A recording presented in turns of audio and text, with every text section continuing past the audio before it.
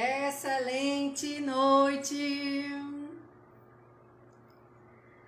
Bem-vindos, bem-vindas a mais uma aula ao vivo. Eu posso ajudar. Hoje a gente vai falar sobre vitimismo, certo? É um assunto extremamente delicado, porque as vítimas geralmente são vítimas, né? Então é muito difícil falar sobre vitimismo, mas vamos buscar aqui algum aprendizado, né? O que é que a gente está precisando hoje. Boa noite, Eveli, Magda, Leda, muito bem-vindas. Então vamos começar com a respiração. Tá sem som? Sem som? Alô? Tá sem som? Tá com som agora? Então eu entro e saio de novo. Tá? 1, 2, 3. Alguém tá ouvindo?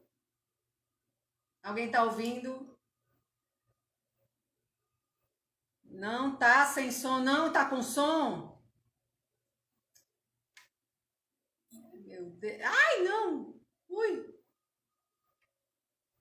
Então vamos lá, vamos embora. Vamos fazer a nossa respiração.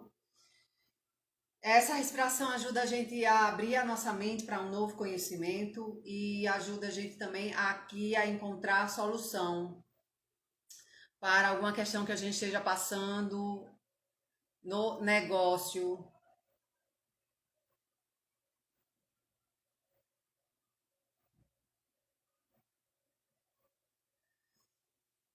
Então, Leda vai ter que sair e entrar novamente. E agora? Eu espero Leda sair e entrar. Ah,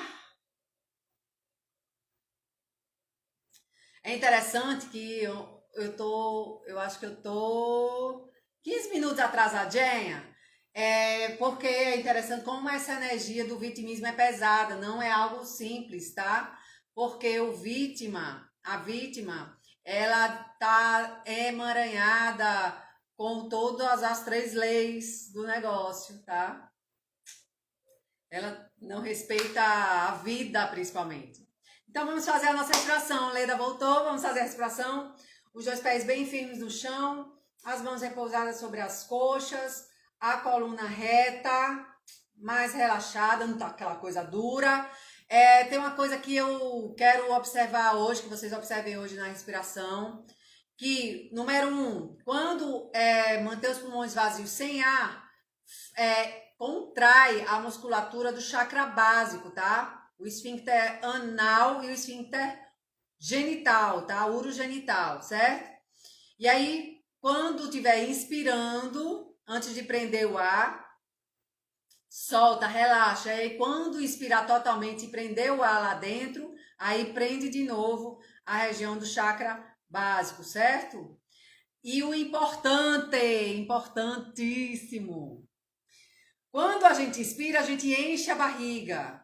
Quando a gente expira, a gente esvazia a barriga, tá? Eu já observei muitas pessoas quando eu fiz presencial.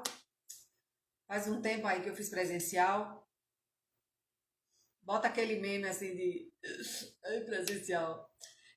Mas quando eu já observei muito que tem gente que inspira e enche, tem gente que inspira e seca. Tem gente que expira e enche mais a barriga, faz assim, sabe? Então, eu não sei nem me fazer mais.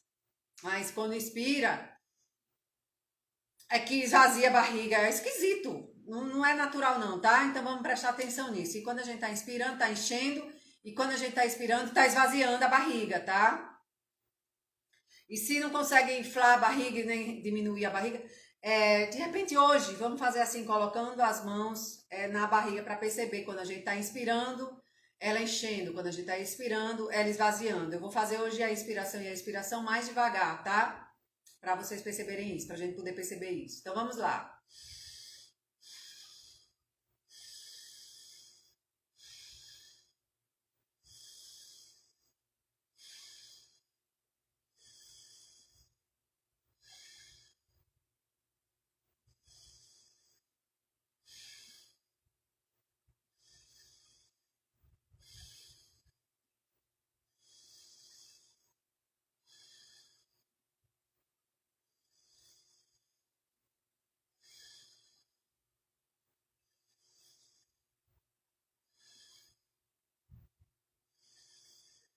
Esvazia totalmente, esvazia a barriga, esvazia os pulmões e mantém os pulmões vazios sem ar e contrai o chakra básico, a região do chakra básico.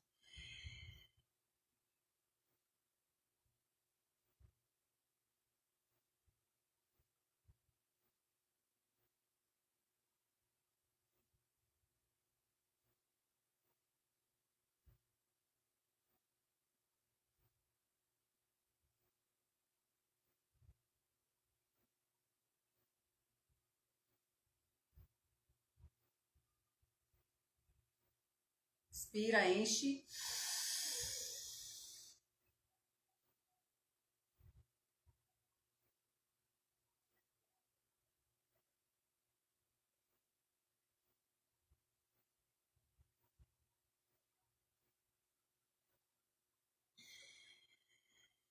Inspira, expira.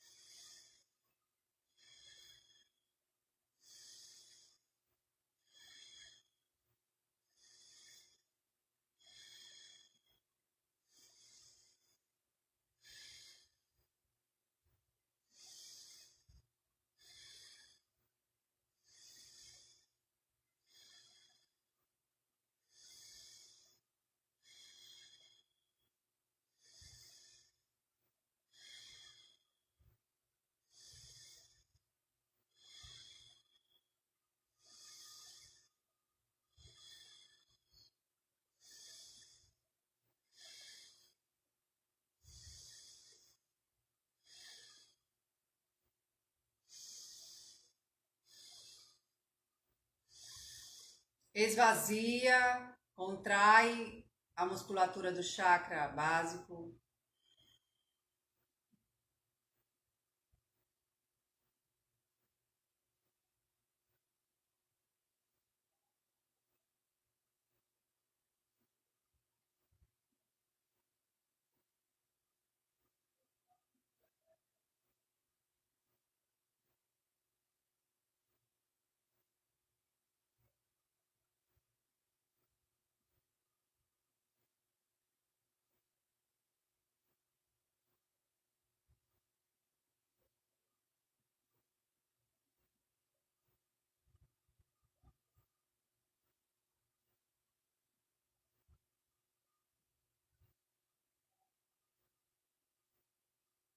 Inspira, segura o ar.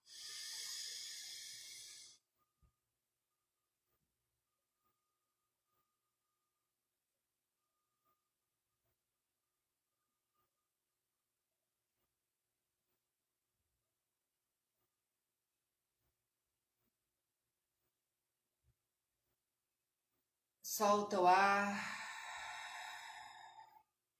Relaxa o corpo.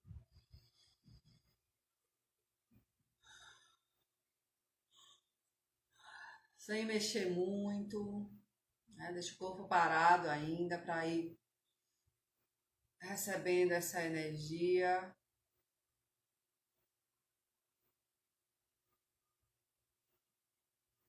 Sabe o que pode perceber agora? De olhos fechados, perceba se vem alguma imagem. Para mim chegou aqui aquele símbolo da paz, que é um círculo, tem aqueles traços no meio, um círculo.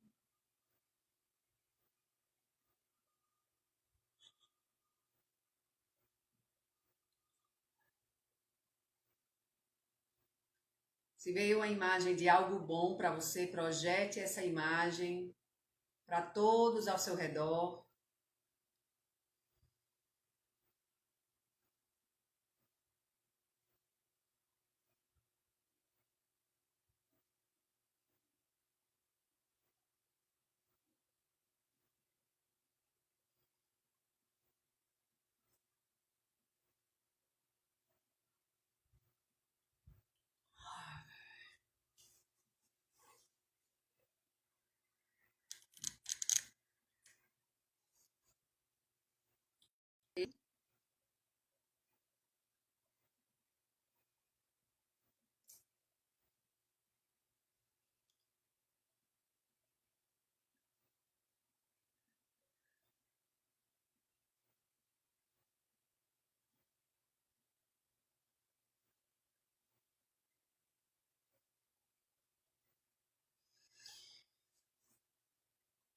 Para falar sobre vitimismo, eu vou dar um exemplo de um momento de constelação em que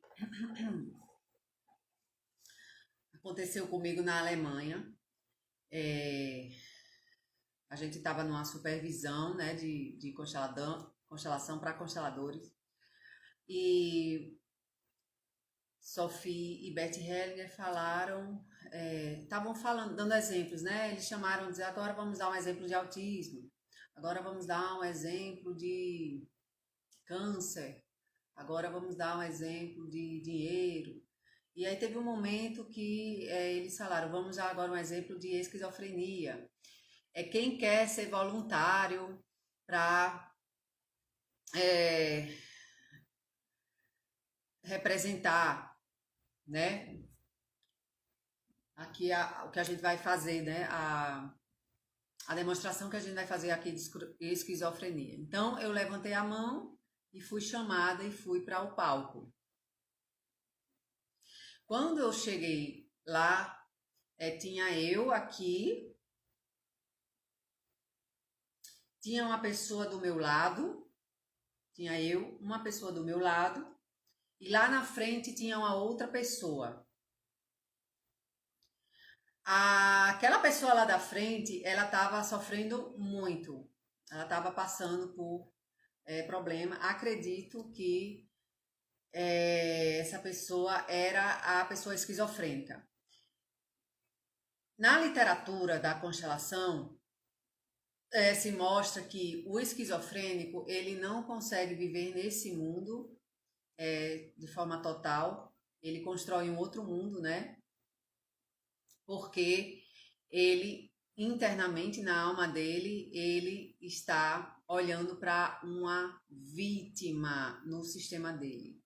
E essa vítima é uma pessoa assassinada no sistema. Enquanto o assassino não olha para a vítima, o esquizofrênico piora cada vez mais. E quando a pessoa tem esquizofrenia, movimenta todo o sistema familiar, porque toda a família fica preocupada com o esquizofrênico. Vocês podem ver aquele filme Uma Mente Brilhante. Se vocês já viram, vão lembrar como a família inteira ficava preocupada com ele, porque ele tinha toda aquela história, né, todo aquele universo externo.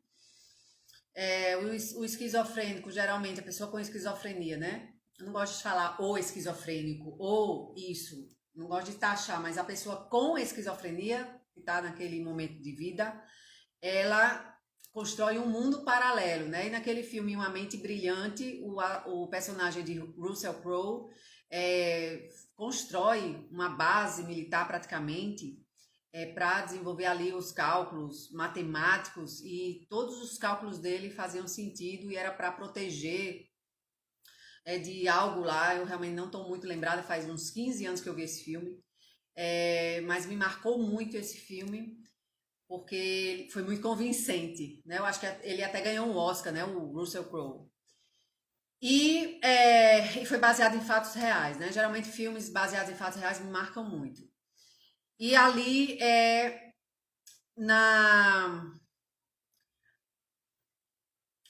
a pessoa com esquizofrenia, ela constrói um mundo paralelo, né? Ela constrói um universo paralelo. Então ela não vive nem num mundo nem no outro, ela vive nos dois.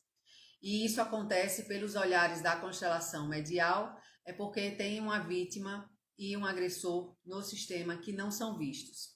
Então, o que foi que aconteceu nesse dia é lá no Hellinger Camp, na Alemanha, em que eu estava ali, eu não sabia quem eu era. Ela simplesmente disse: eu quero 3 pessoas para representar a esquizofrenia. Naquele momento não estava lembrando desse conceito da constelação, que eu tinha lido em livros, né? E tinha feito no curso 4 anos antes, de que a esquizofrenia é uma vítima e um agressor que não se encontram.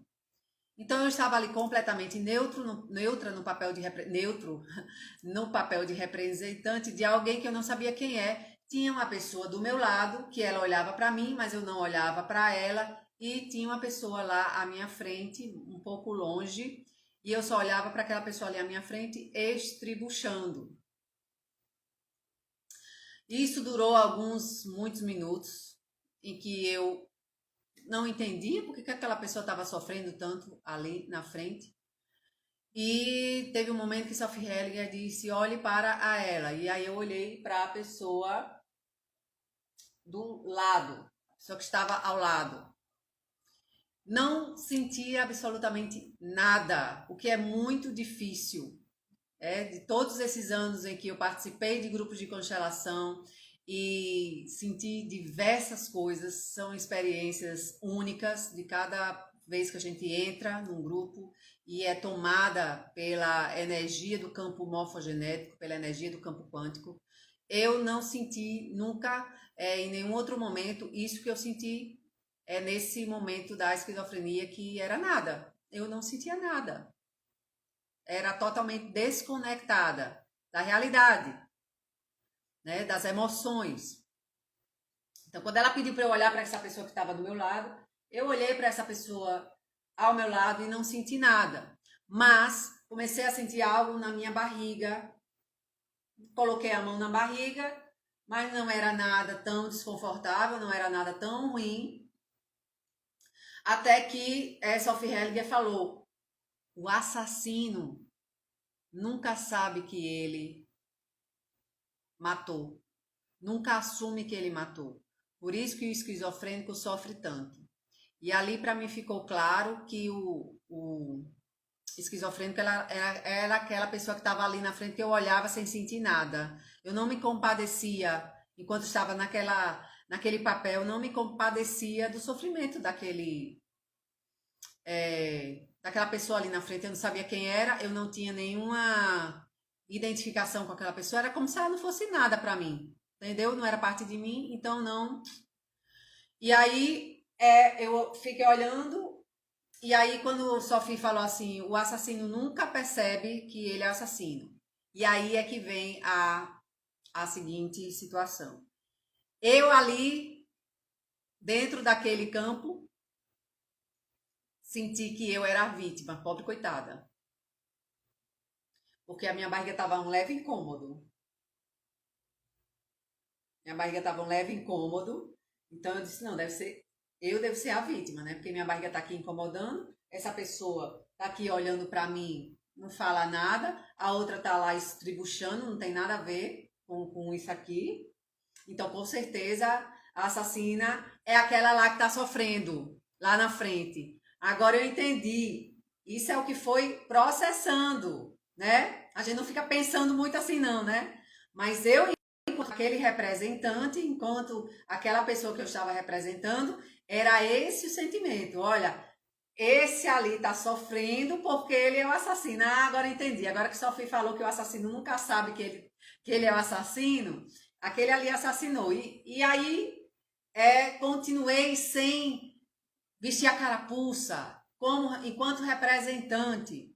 Então, aquela pessoa que estava aqui do lado só olhava para mim fixamente e eu continuava sem sentir nada. Tinha só o julgamento: aquele ali é o assassino, porque não percebe nada. E isso demorou muito tempo, até que teve um momento que ela falou mais uma vez isso: o assassino nunca sente nada, não tem ideia, enquanto o assassino não tomar consciência de que ele não é a vítima, o esquizofrênico permanece para a família olhar para aquele assassino e para aquela vítima. E acabou aí, aquele momento de congelação. Mas algo fica, porque a gente vai acessando memórias do nosso sistema familiar, a gente vai trazendo. Não é por acaso que eu fui lá no palco, porque depois disso eu escrevi um livro para minha mãe, quer dizer, ela escreveu, eu transcrevi e editei sobre a família, né, sobre a árvore genealógica, e tem história disso lá atrás, né, que naquela época nem tinha a diagnóstico de esquizofrenia, né, e naquele momento que eu estava fazendo esse trabalho, me veio a memória lá, e me veio a coisa na barriga. Olha, vem agora aqui. Quando a gente entra em ressonância, vem. Quando veio a coisa na barriga, eu disse, gente, ali era a assassina, porque ela tinha abortado aquela criança. Aquela pessoa que estava do meu lado era a criança abortada. E o esquizofrênico, que era aquele lá que estava sofrendo, porque essa aqui, que era o que eu estava representando, que era alguém que tinha cometido um aborto, era a assassina. E essa aqui era o aborto, precisando receber um lugar, precisando ser incluída, precisando ser incluído no sistema. E ali naquele momento, eu acho que isso foi uns 2 anos depois, um ano depois, a ficha caiu ali. Então, é muito difícil falar sobre vitimismo, porque a vítima não sabe que ela é a pessoa que está no vitimismo, que está naquele quadro do vitimismo. Como, por exemplo, uma das coisas que eu senti lá, ai, minha barriga tá doendo, ninguém vem aqui me acolher, eu queria que alguém fosse acolher, a sensação, né, a percepção que tinha, ninguém vem aqui me acolher, minha barriga tá doendo, e na verdade não tinha que ninguém acolher aquela pessoa que precisava olhar, acolher aquela criança, acolher aquele descendente dela que estava precisando de acolhimento. A vítima está sempre aguardando ser acolhida. E quando não é acolhida, ela se revolta. Tem uma outra situação em que Bert Hellinger, como sempre fazia, ele chamava a pessoa para fazer pergunta, e essa senhora sentou ao lado dele e começou a chorar. Do nada, ela começou a chorar e ele disse, eu não posso trabalhar com você, porque você é uma vítima. E eu não confio nas vítimas. Ou seja, ela fez toda uma cena ali para ele, para que ele desse um acolhimento para ela. E, na verdade, ela que precisava olhar para pessoas do sistema dela e acolher essas pessoas. E ela estava ali querendo que ele desse a solução para a vida dela. E, com certeza, ele não daria a solução para a vida dela. Nenhum constelador, nem mesmo o criador da constelação, Bert Hellinger, tem a capacidade de resolver a vida de ninguém. O constelador tem apenas o papel de olhar junto para aquilo que está acontecendo no sistema da pessoa, e a pessoa toma a consciência, como eu, que fiz participação como representante nesse dia, nesse círculo da esquizofrenia, e 6 meses depois, 1 ano depois, eu acho, é que a ficha caiu. É que eu fui perceber que, na verdade, a assassina era aquela que eu estava representando. E isso, quando vem, essa informação, quando chega, depois de que a gente passa por uma constelação, ela vem como uma certeza. Então, eu levei isso para mim também. Eu não levei como algo que fosse separado de mim. Ah, não, foi aquele ancestral meu que era esquizofrênico, que matou alguém. Não, eu levei isso para mim, porque eu comecei a ter mais cuidado no momento que eu queria ser acolhida. No momento que eu estava querendo algo mais de alguém. É diferente vamos levar agora para a área do negócio. Eu faço um trabalho no meu negócio, certo? Eu tenho um produto, eu tenho um serviço, eu vou lá e ofereço esse produto, esse serviço e deixo a desejar.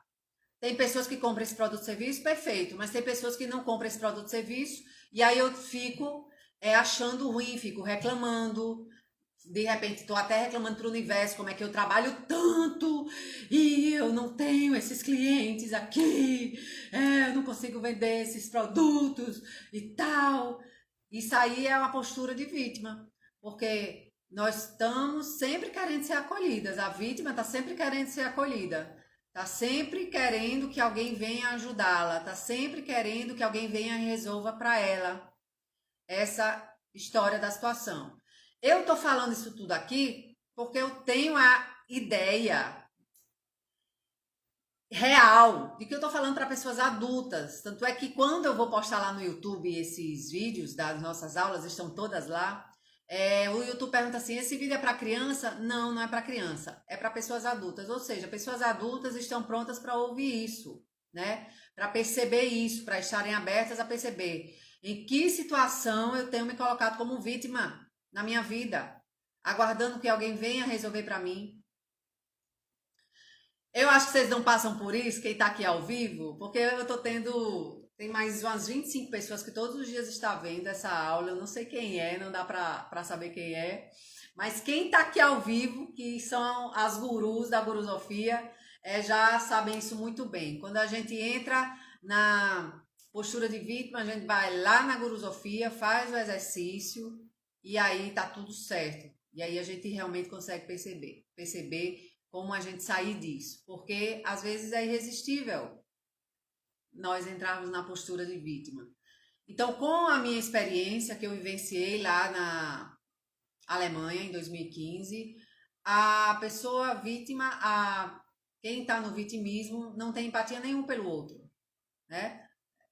A pessoa que estava aqui do meu lado, eu não tive empatia nenhuma por aquela pessoa. A pessoa estava com um olhar de sofrimento, de olhar, pelo amor de Deus, olhe para mim.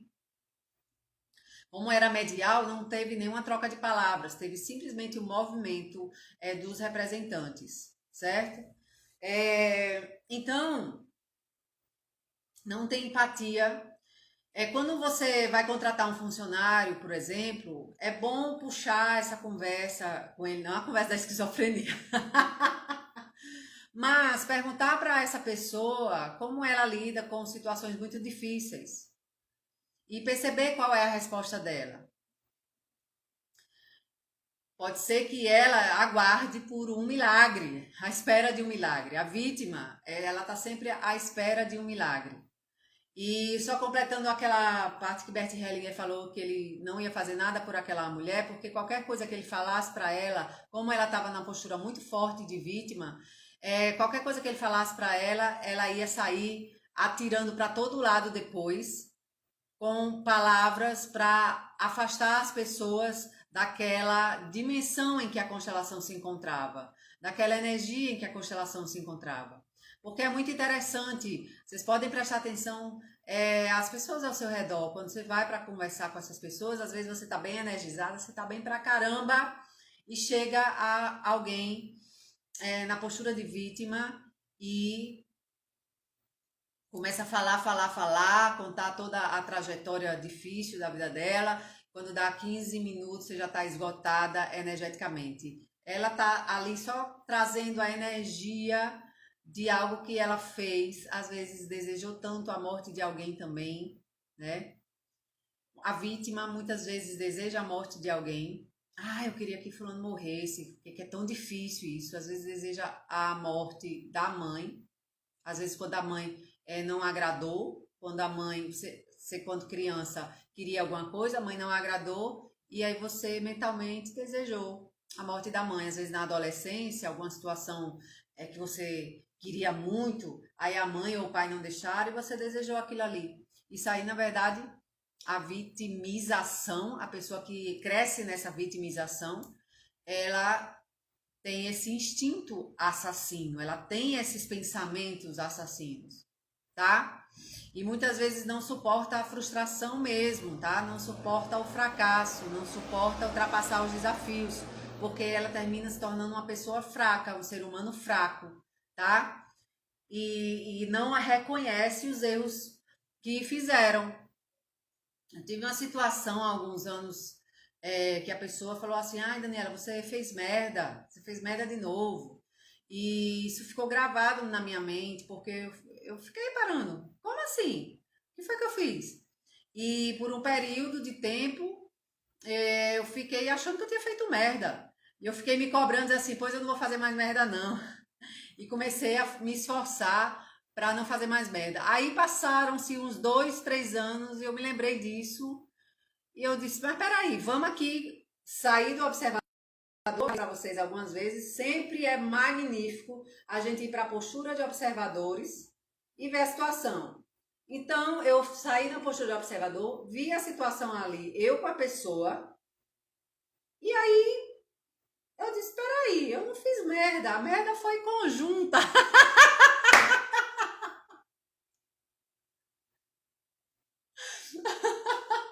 Gente, eu ri aqui, tem alguém que riu lá na outra esquina. Porque tem um bar aqui na esquina. Eu acabei de rir, eu ouvi uma risada de uma pessoa.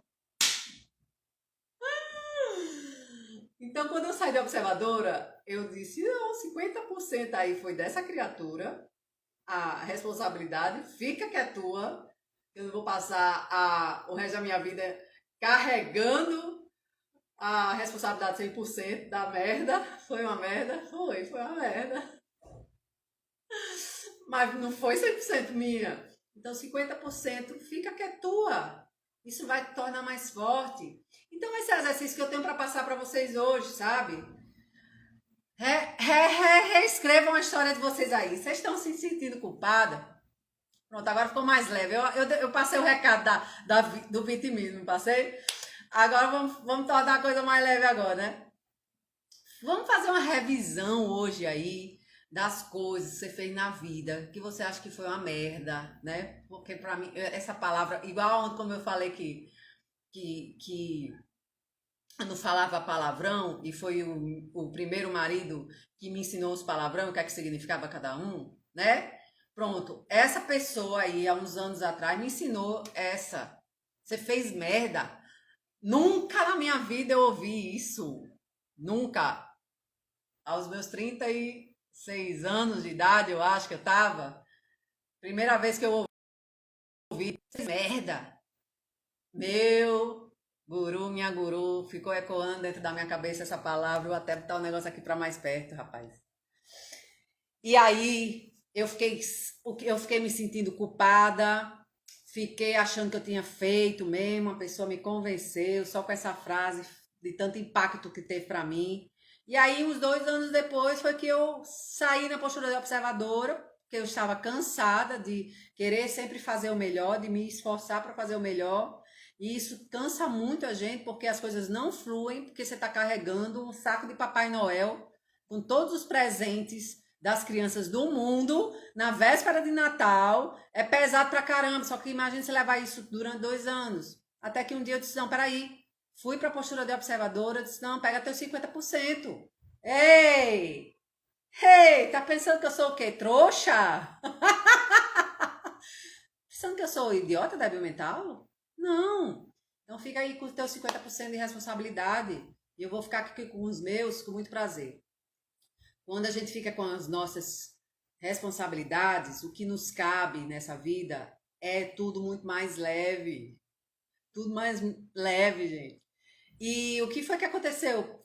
Agradeço até hoje essa criatura por ter dito que eu fiz merda. Porque desde então, desde que eu saí, 2 anos depois que eu ouvi isso, eu saí para a postura de observadora, que eu olhei, opa, olhei para um lado, olhei para o outro, foram os dois, foram as duas criaturas aí de Deus que fizeram. Então pega seus 50% que eu pego o meu.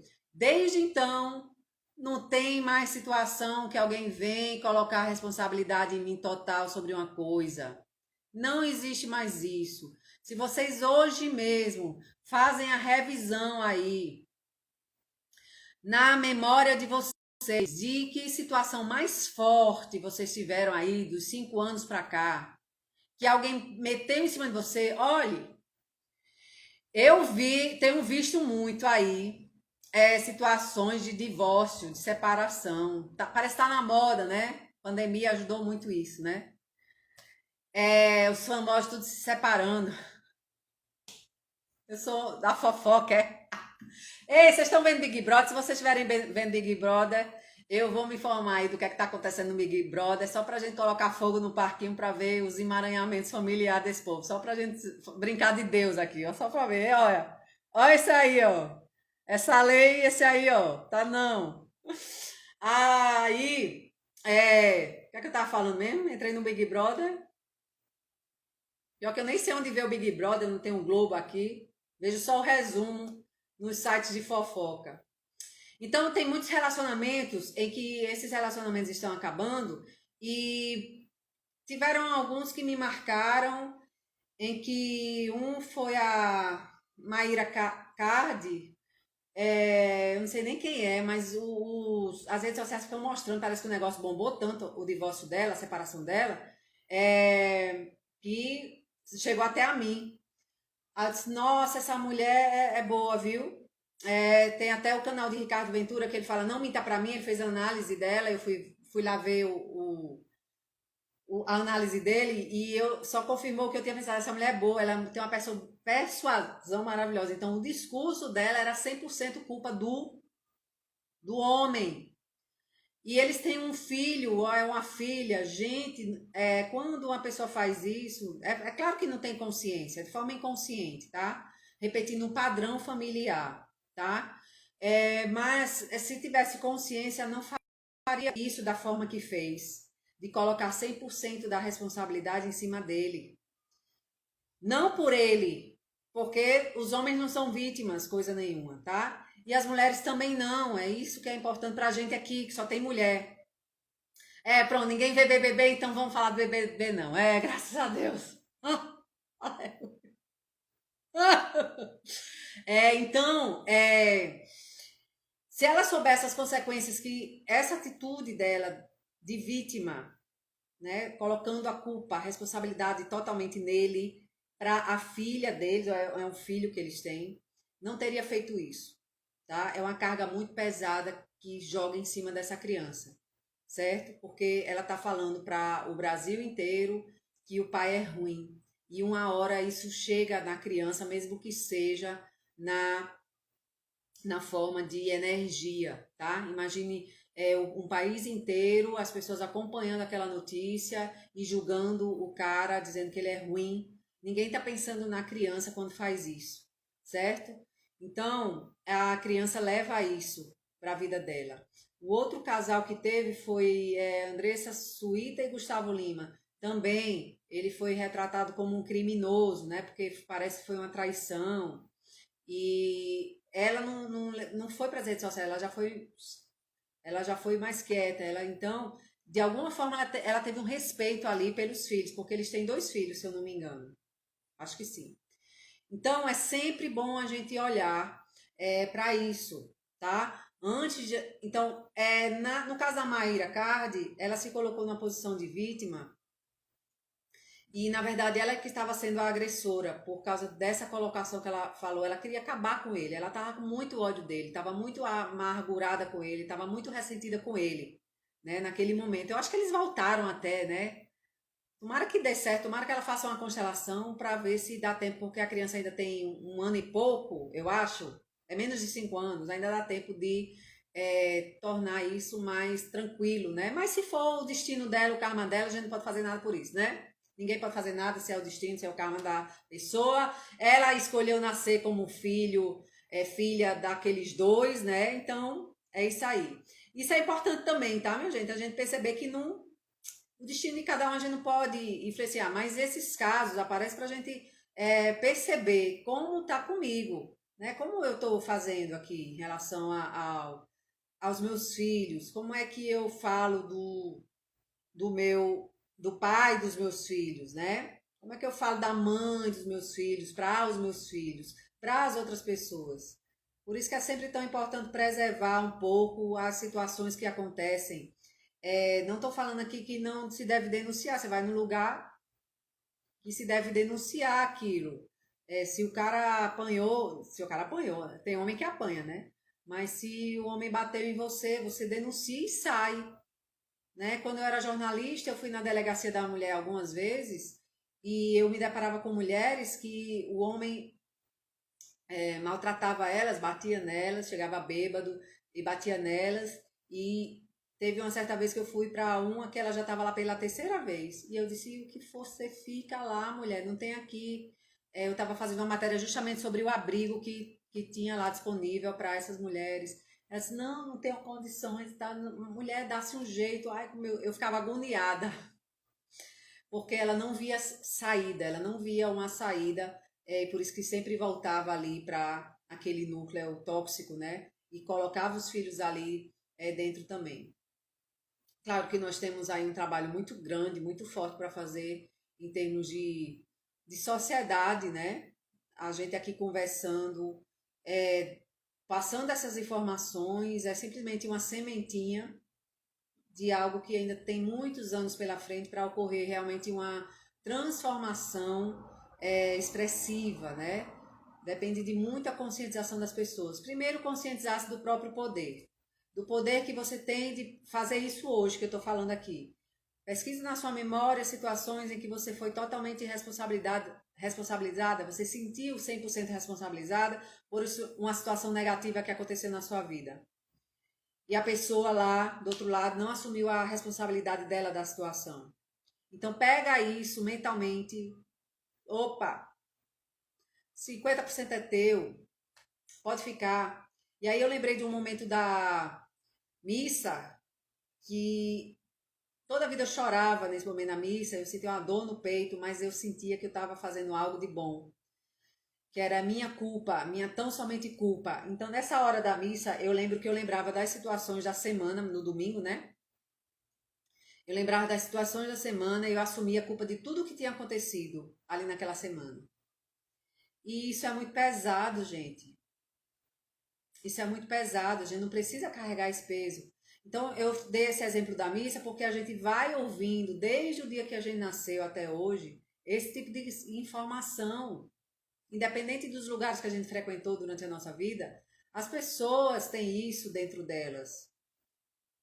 Então, muitas vezes, uma pessoa que essa Maíra Cardi mesmo que eu dei o exemplo, ela tá carregando tanta dor dentro dela, que aí ela diz assim: carrega um pouco dessa dor para mim, aí joga 100% dele, mas a dor que ela carrega já é de algo lá atrás, porque com certeza em outras situações da vida dela, ela se coloca como 100% responsável.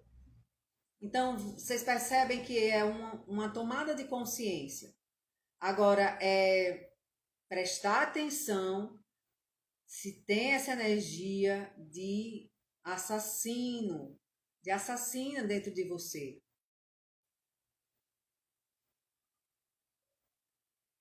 Quando se perceber numa situação de que é algo lá fora que vai resolver meus problemas.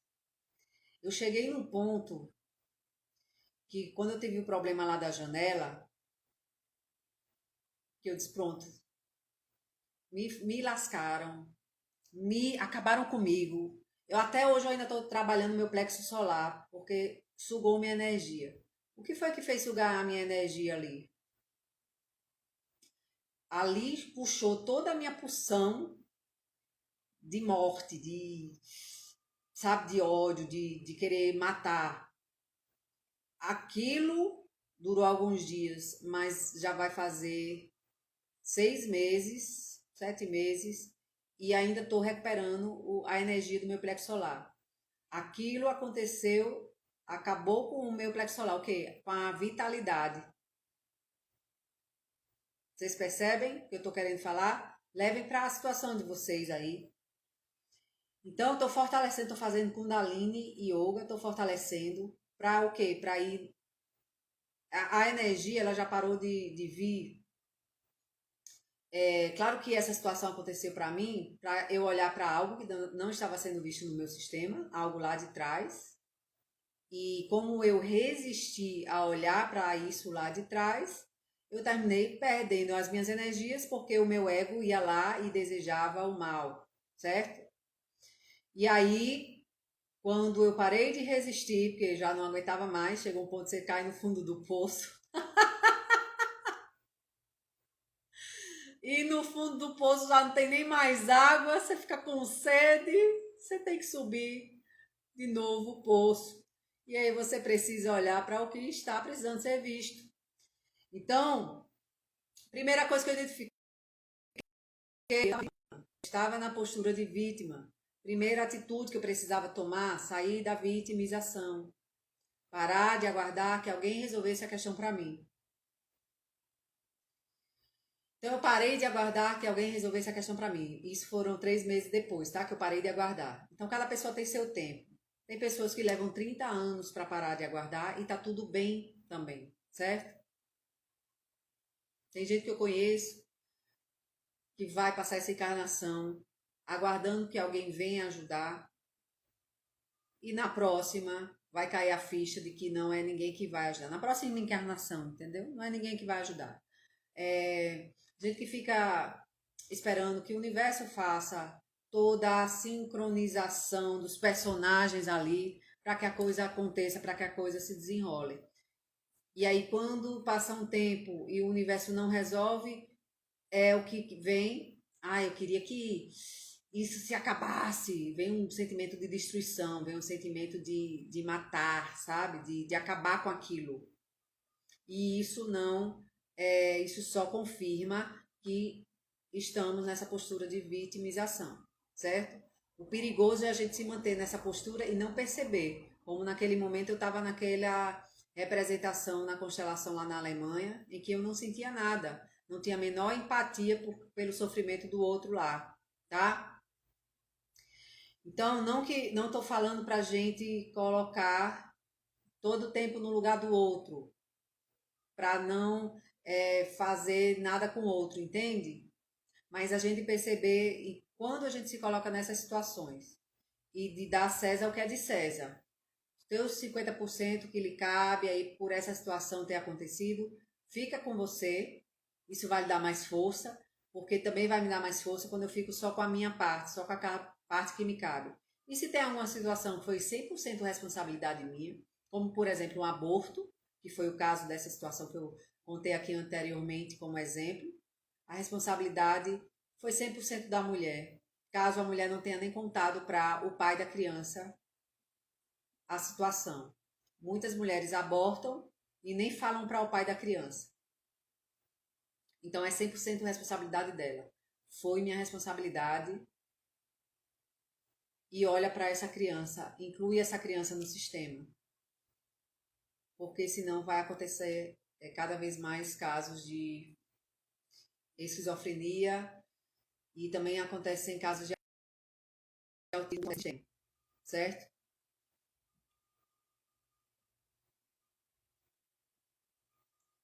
O que é que você está colocando aqui? Os não famosos também. A vítima é do meu sistema e o abusador é de outro sistema. Então eles se encontram. Na verdade, a vítima e o abusador, a partir do momento que tem né, a vítima e o agressor, o perpetrador, pode ser de outro sobrenome, de outra linhagem sanguínea. Mas a partir do momento que aconteceu isso, ele passa a fazer parte do sistema, do seu sistema, certo? Abusador e vítima passam a fazer parte do mesmo sistema. Pronto. Já fiz atendimento em que tinha um assassino na família, o tio da pessoa tinha sido assassinado e todo mundo queria ver esse aqui morto. Na verdade, ele era para ser incluído no sistema, como alguém que fazia parte do sistema, o assassino ser incluído no sistema. E esse exemplo ele é bem ilustrado lá na África, em algumas tribos africanas, em que quando uma pessoa assassina alguém da outra tribo, eles convidam o assassino, o pai e a mãe do que foi assassinado, né? O pai e a mãe do que foi assassinado convidam o assassino para morar com eles durante alguns anos, porque eles acreditam que ele só assassinou o outro por falta de amor. Então, o filho terminou se sacrificando para que esse assassino tivesse a oportunidade de receber amor do pai e da mãe. Vocês percebem que é uma mentalidade completamente diferente? É uma forma completamente diferente de ver e perceber a vida. Então, esse pai e essa mãe lá nessas tribos africanas acolhe essa pessoa e cuida dessa pessoa como se fosse o próprio filho. Culturalmente, aqui no Brasil, também tinha uma tribo lá no Rio de Janeiro, antes dos portugueses, os europeus chegarem. Foram os franceses que estudaram isso lá naquela época, eles aprenderam o idioma que eles falavam, né? Do índio, não era tupi-guarani, tá? Era o idioma ali daquela tribo específica.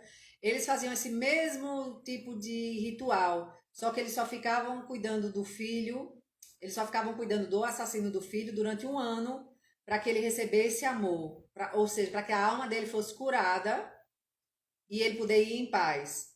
E no final de um ano eles faziam um ritual e o assassino ele era queimado na fogueira e esse assassino ele era distribuído por toda a tribo para que todos da tribo aprendessem que não era interessante para a harmonia da tribo eles matarem o outro da tribo. Não é interessante? É uma forma que eles tinham de honrar a vida. Porque primeiro preocupavam-se com a alma daquele que tinha assassinado, ou seja, eles davam bastante amor ali naquele ano, para que aquela alma daquela pessoa tirasse o ódio, né, e recebesse mais amor, para que quando fosse morto ali no ritual, para pagar o que ele tinha feito, ou seja, ele paga com a vida dele o fato de ter tirado a vida do outro, ele vai com a alma mais leve, né, sair do corpo. Então, eu acho importante a gente compartilhar esse tipo de história, porque a gente não tem a menor noção do que é as histórias espirituais das milhares de comunidades, de tribos, de grupos que não são o que predomina no nosso mundo, né? Principalmente no mundo ocidental. Mas isso era no Brasil, gente, antes dos europeus chegarem. Tinha uma tribo no Rio de Janeiro que fazia isso. E naquela época tinham várias tribos que eram nômades, né? E tinham outras tribos que não concordavam com essa forma de os índios curarem ali a energia, porque eles acreditavam que a família ficava amaldiçoada se fosse morto o assassino em troca dele ter matado alguém. Porque tinha tribo naquela época que assassinou alguém, é punido automaticamente morto. Então isso era no Brasil, tá? Nossas raízes, isso acontecia. Uma forma de manter o equilíbrio.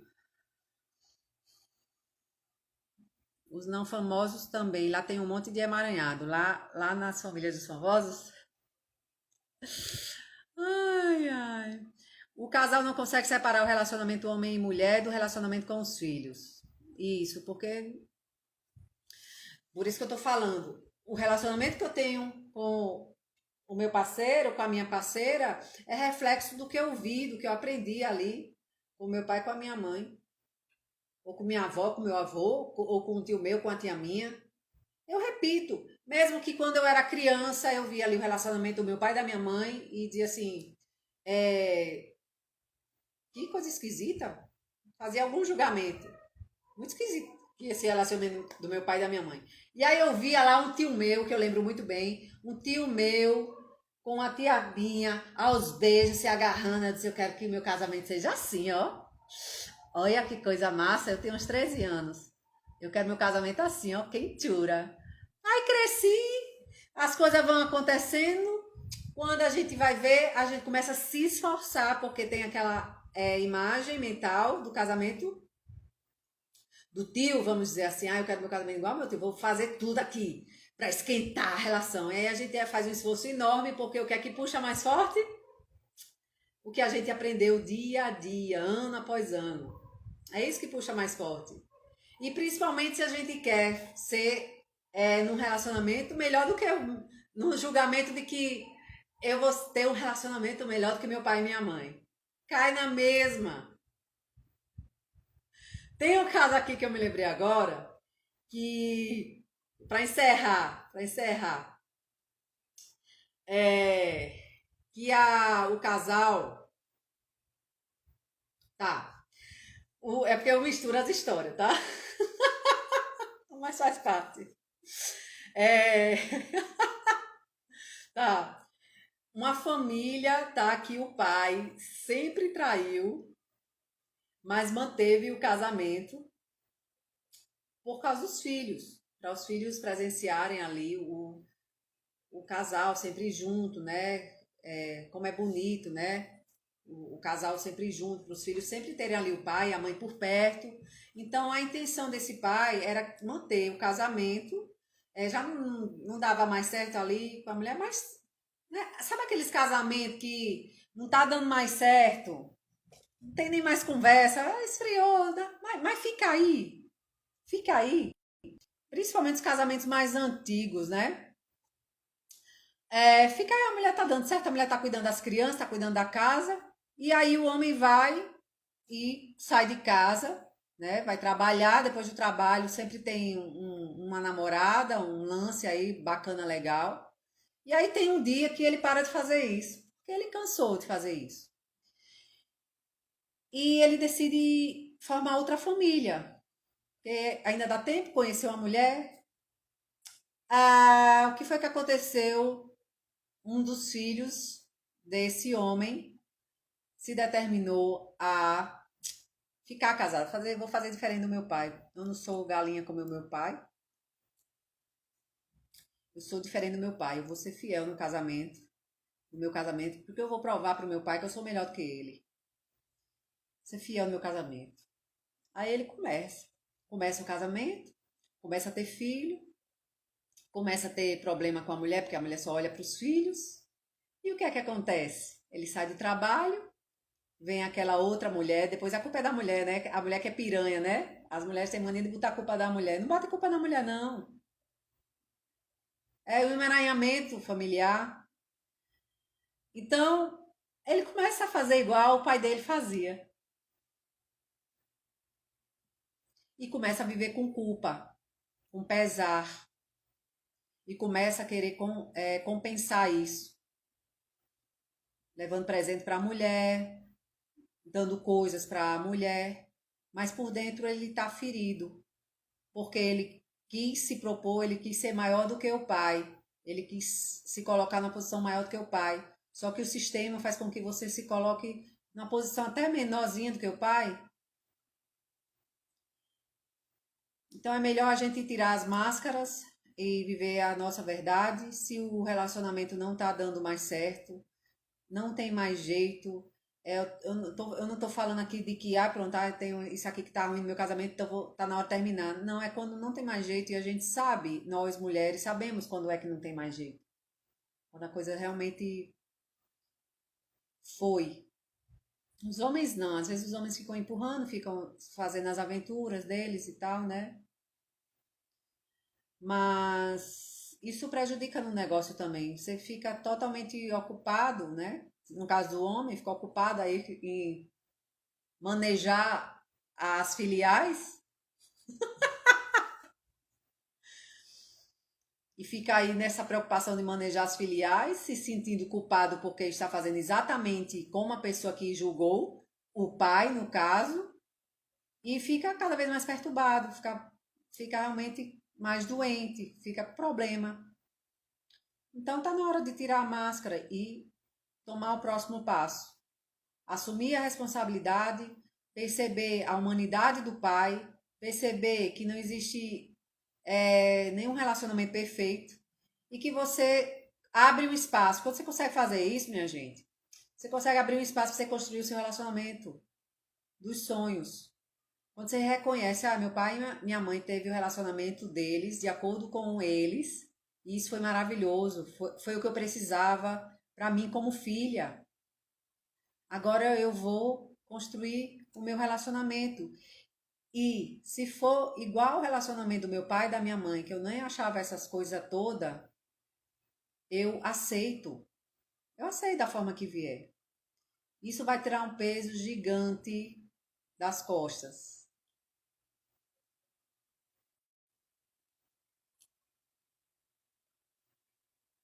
O bom é que estamos entendendo. Então, ficaria conversando aqui porque as histórias vêm na minha cabeça, eu só me lembrando das histórias. Ficaria aqui horas e horas, minha gente, contando as histórias. Mas vamos deixar para amanhã. Ficou claro isso da vitimização, de como é importante a gente reconhecer esses momentos em que, primeiro, nos colocamos como vítimas, de a gente realmente perceber quem realmente nos agrediu ou quem realmente fomos nós que agredimos, às vezes com um desejo de que aquela pessoa se desfaleça, né, que ela saia da nossa vida, né, porque às vezes pode dizer, não vou desejar que ela morra não, mas eu queria tanto que fulano saísse da minha vida, é a mesma coisa, tá? E entrar nesses momentos e se conectar com a emoção daquela pessoa, o que ela realmente sentiu, e isso vai fazer com que você tome para você o que é seu. Ou seja, quando no momento que eu estava representando aquela mulher que tinha abortado, se eu tivesse trazido aquela dor que era da mulher que estava abortada, eu tinha liberado da dor do aborto, tinha incluído aquele aborto e a pessoa esquizofrênica tinha se aliviado, porque finalmente tinha assumido a responsabilidade de ser assassina, de ser a assassina. E nós passamos por muitas vidas, acho que não é a primeira. Outro dia teve uma taróloga que me falou que essa é a minha última vida, eu não sei. Eu chego me emocionando assim, é mesmo? Ela disse, é sim, você vai resolver tudo nos próximos 20 anos. Aí eu disse, é mesmo? Eu vou viver até os 60? Ela disse, não, você vai acabar de resolver tudo nos próximos 20 anos. Aí depois, se você quiser curtir a vida, aí eu disse, é mesmo? Ela disse, não precisa mais voltar não. Tá claro aqui nas cartas. Eu disse, nossa, muito bom, muito legal. Eu acho que essa leitura aí de tarô, que foi em novembro, que me fez, pronto, foi então pronto, se é para eu fazer tudo em 20 anos, né? Para poder me divertir, então pronto, vamos ter ao vivo todos os dias. Foi esse fator aí que me fez eu. Gente, eu fico rindo das coisas mesmo, porque eu não acredito que eu tô falando essas coisas de tarô. Mas vamos lá, já falei. Ai, ai. Então, por isso que eu faço ao vivo todos os dias esse ano, porque aí eu já deixo aí o legado para quem estiver precisando. Eu acho que daqui a uns 10 anos vai ter gente encontrando algum material meu, não vai entender nada. Mas é isso aí. As fichas continuam caindo. Que bom, Eveline. A gente precisa. Eu preciso ver uma outra metáfora, né? Porque às vezes as fichas caindo são pesadas, dá dor de cabeça.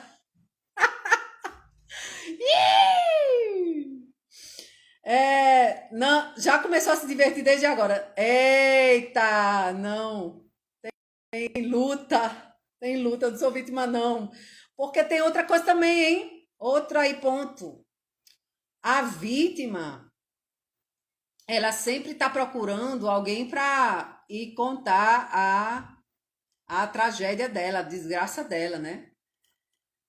A pessoa que assumiu as rédeas da vida, eu fazia isso, claro. Nossa, eu só precisava de um ouvido, né? Não precisava nem de dois ouvidos, só precisava de um ouvido para ir contar as desgraças, né? Como eu estava sofrendo, que doloroso. Hoje eu olho para trás e digo assim, gente, muito sem noção a pessoa. Alugar os ouvidos assim dos outros, igual a pinico.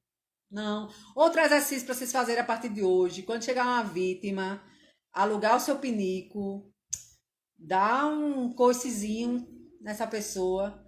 Não tenha medo, não. Diga a ela assim, mulher, homem, meu ouvido é pinica, é. Faz aquela carinha de ranço. É. Ai, ai. Até que vai chegar um ponto, você vai ficar tão fortalecido em relação a isso, que a pessoa vai até pensar em você, mas ela não vai ligar para você quando ela tiver a fim de contar as histórias de vítima para ela. Isso vai lhe dar um tempo de vida tão grande, você vai ter mais tempo para ler, você vai ter mais tempo de estudar. Você vai chegar um dia que você vai se perguntar assim, menino, eu tô tendo tempo de fazer tanta coisa e antes eu não tinha tempo. O que é que era ocupava tanto meu tempo? Aí você vai lembrar, era aquelas tuas amigas da onça que ligavam pra você pra ficar contando as mazelas dela. E tenha certeza que se você disser assim, mulher, meu ouvido é pinico, ela vai ficar com raiva de você, nunca mais vai ligar pra você, você vai ganhar tempo de vida, mas ela vai arranjar outras pessoas, porque só que tem a gente assim, ó. Vítimas atraem as vítimas. Então, se você tá já nesse patamar de que as pessoas não estão mais ligando para você para se queixar da vida, as pessoas ligam para você para saber e agora qual é o próximo passo? Fazer um mastermind, entendeu? Fazer a mentoria, guru dos negócios. E agora vamos fazer o quê?